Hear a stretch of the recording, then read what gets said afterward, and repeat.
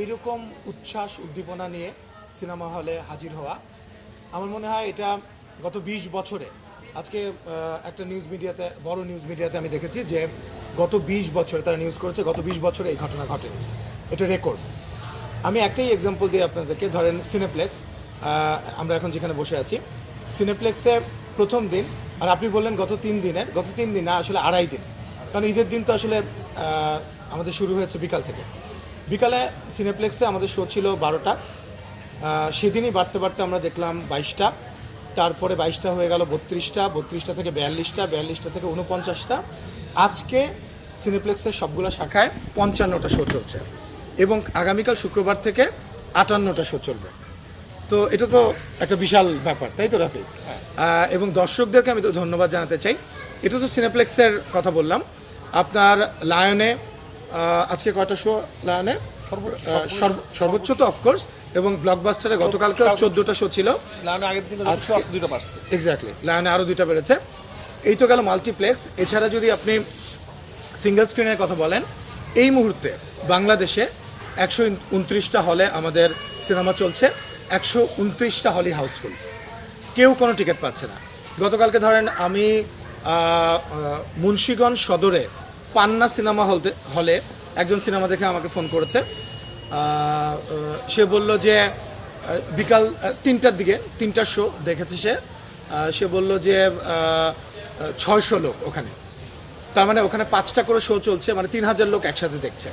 এবং এই যে উপচে পড়া ভিড়, মানুষের উন্মাদনা, এটা তো আপনারাই তো আসলে সব জায়গা থেকে, আমরাও দেখছি আপনাদের মাধ্যমে। আর আমরা যখন হল ভিজিট করছি, আমরা হল মালিকদের সঙ্গে কথা বলছি এবং যখন রিপোর্ট কালেক্ট করছি, তখন এই চিত্রটা আমরা দেখতে পাচ্ছি। তো এটা আমি বলতে পারি যে এটা রিসেন্ট টাইমে এই ঘটনা ঘটেনি, এই ধরনের দর্শকের উপচে পড়া ভিড়। এবং দর্শকের যে অভিযোগ যে আগামী 3-4 দিনের টিকিট, অ্যাডভান্স টিকিট বিক্রি হয়ে যাচ্ছে, পাওয়া যাচ্ছে না। মধুমিতায় দেখলাম সেখানে ভাঙচুর হয়েছে, আপনার ব্ল্যাকে টিকিট বিক্রি হচ্ছে।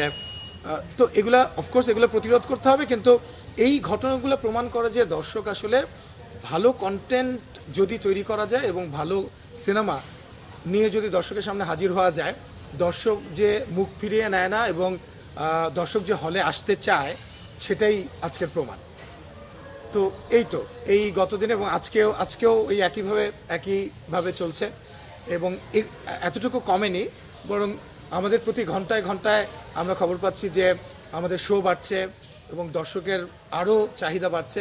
সেই অনুযায়ী হলগুলা ঠিক করছে যে কোথায় কয়টা শো হচ্ছে। নগদের কাছে সব গ্রাহকই প্রিয়, তাই তো সারা দেশে ক্যাশ আউট চার্জ সবচেয়ে কম। আমি এমন একটা দর্শক পাইনি যে সিনেমাটা দেখে বের হয়ে কোনো একটা নেগেটিভ রিভিউ দিয়েছে এবং তাদের একটা স্যাটিসফ্যাকশন নিয়ে বের হচ্ছে।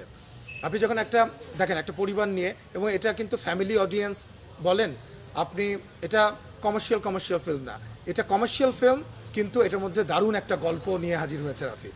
সো আপনি দেখেন এই ছবিটার যে যারাই দেখছে তারাই, সেটা সিঙ্গেল স্ক্রিন বলেন, মাল্টিপ্লেক্স বলেন, বাংলাদেশের সমস্ত হল থেকে যখন দর্শকরা বেরোচ্ছে একটা উচ্ছ্বাস নিয়ে এবং একটা স্যাটিসফ্যাকশন নিয়ে, ফ্যামিলি নিয়ে যখন দেখছে, একটা তৃপ্তি নিয়ে বের হয়ে তারা বলছে যে সিনেমাটা, এবং তারা রিপিট করতে চাইছে বারবার।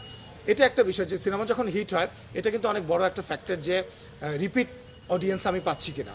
আপনি দেখবেন যেমন আমি একবার দেখেছি, আমার আবার এই সিনেমাটা এমন একটা সিনেমা, আপনি 2.5 ঘন্টা আপনি এন্টারটেইনড হবেন।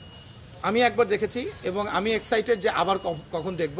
সো ন্যাচারালি আমাদের তো বিভিন্ন সময় আমাদের বন্ধুবান্ধব বলেন, আমাদের যে স্পেশাল শো, আমাদের ইন্ডাস্ট্রির লোকজনকে নিয়ে আমাদের বিভিন্ন সময় দেখতে হচ্ছে, কিন্তু আমার একবারের জন্য বোর্ড লাগছে না, আমি বোর্ড হচ্ছি না। সিনেমাটা এমনভাবে ক্রাফটিং করা হয়েছে এবং দর্শকই তো বলছে, আপনারাই আমাদেরকে জানাচ্ছেন। আর যে প্রশ্নটা আপনারা করছেন যে কালেকশন নিয়ে, ওইটাই বারবার আমরা বলছি যে শুধু এই জায়গাটাকে একটু স্ট্রাকচার করতে হবে হল মালিকদেরকে। আমাদের কালেকশন নেয়ার জন্য আমাদের হিমশিম খেতে হয়, কারণ আমাদের ম্যানুয়ালি কালেক্ট করতে হয়। এবং এমনকি আপনি যে মাল্টিপ্লেক্সের কথা বললেন, আমি সিনেপ্লেক্সকে একটা স্পেশাল থ্যাঙ্কস দিতে চাই। সিনেপ্লেক্স এবার আমরা যেভাবে করে রিপোর্ট চেয়েছি, আমরা সিনেপ্লেক্সকে বলেছি যে আমরা ইন্ডিভিজুয়াল শোয়ের আমরা রিপোর্ট চাই, আমাদেরকে কোনো দিন দেয়নি, ইন্ডিভিজুয়াল শোয়ের রিপোর্ট দিয়েছে আমাদেরকে। তারা বলেছে আপনাদের রিপ্রেজেন্টেটিভ থাকুক। সো এই ক্ল্যারিটিগুলো যদি আমরা সব জায়গায় পাই, সো আর সিনেপ্লেক্সে যে আজকে 58টা শো নিয়ে আগামীকালকে থেকে শুরু হচ্ছে নতুন সপ্তাহ, এটাও কিন্তু আমি একবার ফোন করিনি, রাফি একবার ফোন করেনি যে আমাদের শো বাড়িয়ে দেন আমাদের। সো দর্শক চাহিদার উপর কিন্তু শো বাড়ে। সো মাল্টিপ্লেক্সগুলো তো ধরেন আমরা মাল্টিপ্লেক্সগুলোরও সিনেপ্লেক্স বাদে অন্যান্য মাল্টিপ্লেক্সগুলো তো যেমন আমাদের কালেকশনের ক্ষেত্রে যেমন ব্লকবাস্টার আমাদের একটু সময় লাগে। তো ওই জায়গাগুলো যদি একটু ঠিক করে ফেলা যায় আপনাদেরকে প্রপার ইনফরমেশন দিতে পারবো। একটা ইনফরমেশন দিই আপনাদেরকে শুধু আমি, যেটা সিনেপ্লেক্সে প্রথম 2.5 দিনে 1,20,00,000 টাকা গ্রস সেল হয়েছে। সেটা আগে কোনো বাংলা সিনেমা না, গত 20 বছরে বাংলা সিনেমা, হিন্দি সিনেমা, কোনো সিনেমা এটা হয়নি। সিনেপ্লেক্সে শুধু সিনেপ্লেক্সে। কিন্তু ওই যে আবার বললাম যে সবকিছু মিলিয়েই তো হল মালিক আমরা মিলিয়েই তো ইন্ডাস্ট্রি, প্রযোজকরা পায় 20%। সো আমাদের হাতে কত আসলো এটা ইম্পর্টেন্ট না, ইম্পর্টেন্ট হচ্ছে সারা বাংলাদেশের মানুষ যে টিকিট কেটে, অ্যাডভান্স টিকিট কেটে সিনেমা দেখছে। আমাকে আমার বন্ধু বান্ধব অনেক রিকোয়েস্ট আসছে, আমার 2টা টিকিট লাগবে, 4টা টিকিট লাগবে, 10টা টিকিট লাগবে। আমি একটা টিকিটও দিতে পারছি না। আমি সিনেপ্লেক্সে বা মাল্টিপ্লেক্সগুলোতে অন্য জায়গায় আমি ফোন করে করে এখন আর ফোন করছি না, কারণ আমি তাদেরকেও বিপদে ফেলাতে চাই না। কারণ আমি একটা রিকোয়েস্ট করছি, রাফি একটা রিকোয়েস্ট করছে, ওনারা রাখতে পারছেন না, কারণ দিতে টিকিট নাই, কোত্থেকে দিবে। একটা অনলাইনে যখন টিকিট কেটে ফেলছে অথবা দর্শক যখন সে হাউসফুল হয়ে যাচ্ছে, তখন আমি প্রযোজক হই, রায়ান রাফি ডিরেক্টর হোক, সো দর্শক হচ্ছে আসলে সিনেমাটার মালিক। সিনেমাটার মালিক আমিও না, রাফিও না, দর্শক হচ্ছে সিনেমাটার মালিক। ও দর্শক কিন্তু সেটা প্রমাণ করে দিয়েছে এই আড়াই দিন এবং আজকে। সো এই ধারাবাহিকতা যদি অব্যাহত থাকে, আমরা মনে করি যে আমরা ভালো সিনেমা বানাতে পারবো এবং একটার পর একটা সিনেমা নিয়ে আমরা হাজির হতে পারবো।